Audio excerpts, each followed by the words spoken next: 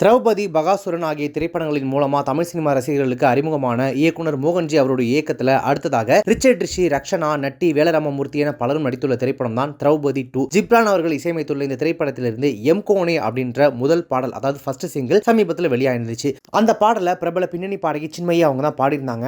பாடல் வெளியான நேரத்திலிருந்து எப்போ வரைக்கும் மோகன்ஜி படத்தின் பாடலை சின்மயி பாடியது தவறு என்ற ரீதியிலான விமர்சனங்களை சமூக வலைதளங்களில் பலருமே பதிவிட்டு வந்துட்டு இருக்காங்க. சமீபத்தில் இந்த பாடலை பாடியது குறித்து தன்னுடைய எக்ஸ் வலைதள பக்கத்துல சின்மயி அவங்களே ஒரு விளக்கத்தை பதிவு பண்ணிருக்காங்க. அதுல என்ன சொல்லிருக்காங்க அப்படின்னா, எம் கோனே பாடலுக்காக மனமாற மன்னிப்பு கேட்டுக்கிறேன். இசையமைப்பாளர் ஜிப்ரானை எனக்கு 18 வருடங்களாக தெரியும். இந்த பாடலை பாட அவருடைய அலுவலகத்திலிருந்து அழைத்த போது நான் வழக்கம் போல போயிட்டு பாடினேன். அப்போ ஜிப்ரான் அங்க இல்ல, பாடல் எப்படி வேணும் அப்படின்னு சொன்னாங்க. நான் பாடி முடிச்சுட்டு வெளியேறிட்டேன். இப்போதுதான் எனக்கு அந்த பாட்டினுடைய சூழல் புரியுது. முன்பே தெரிஞ்சிருந்துச்சு அப்படின்னா என்னுடைய சித்தாந்தங்களுக்கு முற்றிலும் முரணாக உள்ள ஒரு கூட்டணியில நான் கண்டிப்பா இணைஞ்சிருக்க மாட்டேன். இதுவே முழுமையான உண்மை அப்படின்னு சொல்லி மன்னிப்பு கேட்டு ஒரு விளக்க பதிவு போட்டிருந்தாங்க. அந்த பதிவுக்கு கீழே ஒருத்தர் வந்து, இசையமைப்பாளர் யாரு, என்ன படம், யார் நடிகர் போன்ற கூடுதல் தகவல்கள் எல்லாம் உங்களுக்கு சொல்ல மாட்டாங்களா அப்படின்னு கேள்வி கேட்க, அதற்கு சின்மயி என்ன பதில் சொல்லியிருக்காங்க அப்படின்னா, பெரும்பாலான நேரங்கள்ல படத்தினுடைய தலைப்பு கூட என்ன நமக்கு தெரியாது. யார் வேலை பார்க்கறாங்க அப்படின்னோ உட்காந்து படத்தின் கதையும் நம்மள்ட்ட சொல்றது இல்ல. அது தேவையும் மற்றது. இது உங்களுக்கு கேட்கறதுக்கு விசித்திரமா இருந்தாலும் இப்படிதான் பல யுகங்களா இருந்து வந்துட்டு இருக்கு அப்படின்னு சொல்லிட்டு சின்மயி பதில் சொல்லியிருக்காங்க. இதன் தொடர்ச்சியாக படத்தினுடைய இயக்குனர் மோகன்ஜி தன்னுடைய எக்ஸ் வலைதள பக்கத்தில் போட்டிருக்கக்கூடிய ஒரு பதிவுல, திரௌபதி 2 திரைப்படத்தில் என்னுடன் பணிபுரிந்த எந்த தொழில்நுட்ப கலைஞர்களையும் நடிகர்களையும் நடிகைகளையும் குறிவைக்காதீர்கள். என்னுடைய படம் எதை பேசினாலும் அது என்னுடைய சொந்த படைப்பு மற்றும் கருத்தியல். உங்கள் இலக்கு நான் தான். என்னுடனும் என் படங்களுடனும் நேரடியாகவோ அல்லது மறைமுகமாகவோ தொடர்புடையவர்களை குறிவைக்காதீர்கள். இது ஒரு கோழைத்தனம் அப்படின்னு சொல்லிட்டு அவர் பதிவிட்டிருக்காரு. ஒருபுறம் சின்மயிக்கு ஆதரவாக பலருமே பேசி தனது கொள்கைக்காக தானாக முன் வந்து அவர் மன்னிப்பு கேட்டிருக்காரு அப்படின்னு வந்து பாராட்டி வந்துட்டு இருந்தாலுமே கூட, இன்னொரு பக்கம் அது ஒரு வேலை தானே, அது எதுக்கு அவங்க போயிட்டு அதை பண்ணதுக்கு இவ்வளவு மன்னிப்பு கேட்கிற அளவுக்கு அதை இழுத்துட்டு வரணும், இது எதுக்கு இவ்வளவு பெரிய இஷ்யூ ஆகணும்னு ஒரு சிலர் பேசிட்டு இருக்காங்க. இதெல்லாம் ஒரு பக்கம் இருக்க, இன்னொரு பக்கம் அது எப்படி சின்மயி, நீங்க